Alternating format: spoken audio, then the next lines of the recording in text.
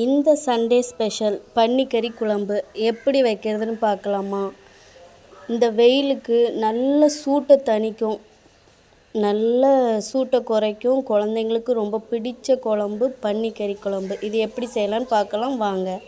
நல்ல ஃப்ரெஷ்ஷான பன்னிக்கறியை வாங்கி நல்லா வாஷ் பண்ணி வச்சுக்கோங்க.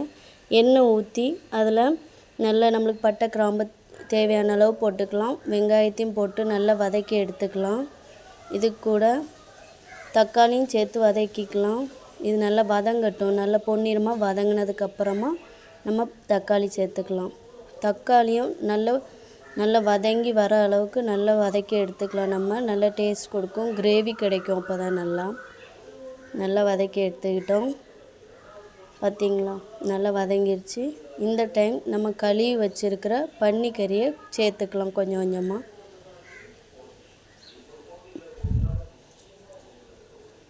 சேர்த்து நல்லா கிளறி விட்டுக்கலாம்.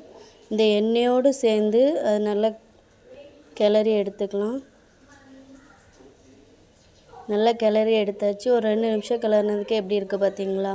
இதேமாரி கிளறி எடுத்துக்கோங்க.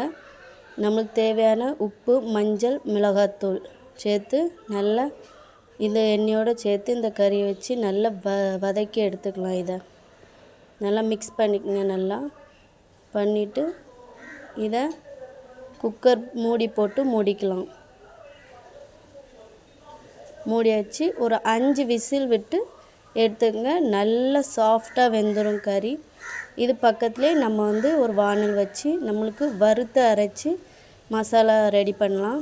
இப்போ இதுக்கு தேவையானது கடுகு, சோம்பு, சீரகம், நல்ல மிளகு, பூண்டு, தேங்காய் இதெல்லாம் சேர்த்து நல்லா வதக்கிக்குங்க.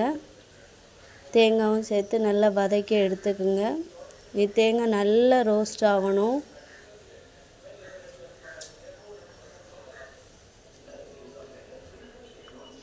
வறுத்த மசாலாவை இதில் போட்டு நல்லா மிக்ஸி ஜாரில் அரைச்சிட்டு வந்துடலாம். அரைச்சாச்சு. இப்போ குக்கர் விசில் போயிடுச்சு. இப்போ எடுத்து ஓப்பன் பண்ணி பார்த்தா நல்ல கலர்ஃபுல்லாக இருக்குது. நல்லா கிளறி விட்டுட்டு நம்ம அரைச்சி வச்சுருக்க தேங்காய் எல்லாம் விழுத சேர்த்து நல்லா மிக்ஸ் பண்ணி விட்டுருங்க.